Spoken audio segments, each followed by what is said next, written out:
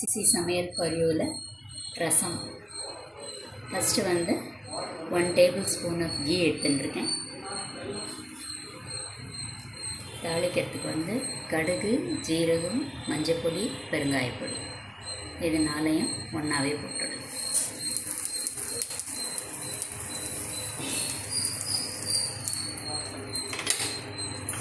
அடுப்பை கொஞ்சம் லோவாகவே வச்சுட்டா நல்லது.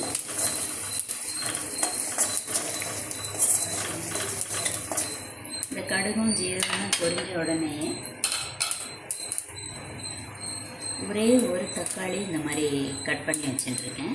அதை இதில் போட்டு ஒரு 1 மினிட் சாட்டே பண்ணுவேன்.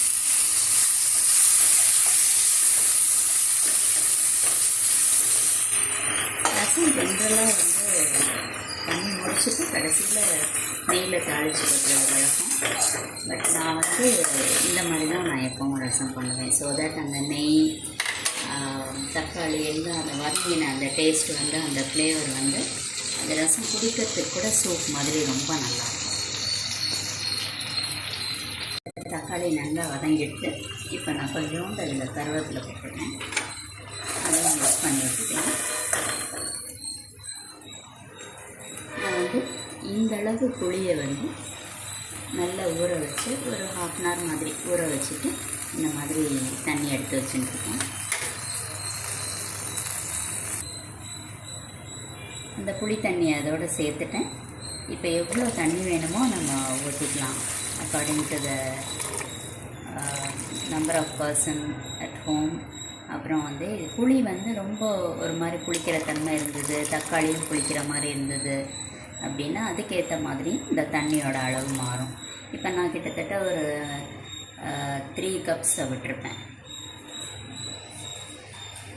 இப்போ தண்ணி ஆட் பண்ணின உடனேயே சால்ட் ஆட் பண்ணுறோம்.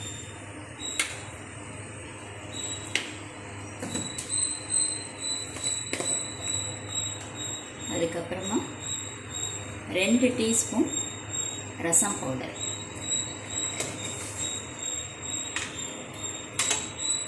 இது எல்லாத்தையும் நல்லா ஒரு வாட்டி மிக்ஸ் பண்ணி விட்டுட்டு, ப்ளஸ் நம்ம முதல்ல தாளித்து தக்காளி எல்லாம் வதக்கியிருக்கோம்.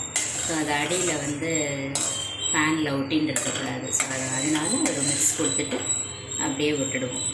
இது ஒரு கொதி வர்றாப்பில் இருக்கும்போது இறக்கிட்டால் போதும். இது கொதிக்க விட வேண்டிய அவசியம் இல்லை ரசத்தை. ஸோ நம்ம விட்ட புளி தண்ணி எல்லாம் சேர்ந்து அப்படியே அடியில் அது நல்லா கொதிச்சுட்டு வரும்போது இந்த மாதிரி நடுவில் வந்து நம்ம போட்ட ரசப்பொடி எல்லாம் அந்த மாதிரி இருக்கும். அந்த சைடில் யூ கேன் see அது வந்து தண்ணி கொதிச்சுட்டு இருக்கிற மாதிரி. இந்த ஸ்டேஜை விட இன்னும் கொஞ்சம் ஜாஸ்தியாக அது கொதிக்கிற மாதிரி வரும்போது அணைச்சிட்டு கார்னிஷ் பண்ணிடலாம். I show you how it looks. So after 1 minute you can see அது வந்து ஓரத்தில் you can see the bubbles. இப்போ வந்து ஒரு கொதிச்சுன்னு வரப்போகிறது. ஸோ அந்த டைமில் ஆஃப் பண்ணிவிட்டு நம்ம வந்து கொத்தமல்லி கருவேப்பிலை மேலே போட்டால் போகிறோம். திருப்பியும் தாளிக்க வேண்டிய அவசியம் இல்லை.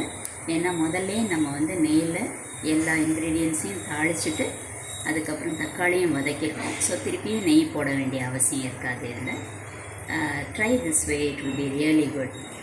அந்த ஃப்ளேவர், நெய்யோட ஃப்ளேவர், தக்காளியோட இப்போ பார்க்கலாம். நீங்கள் அந்த கொதிச்சின்னு வருது, ஒரு கொதி வருது. ஸோ இந்த டைம் தான் நம்ம ஆஃப் பண்ணிடணும் ஸ்டவ்வை. இதுக்கு மேலே இது கொதிக்க வேண்டாம். ஏன்னா ரசம் ரொம்ப கொதிச்சா தண்ணியாக போயிடும். This is good enough. So நான் இப்போ வந்து கொத்தமல்லி கருவேப்பிலை போட்டுடுறேன்.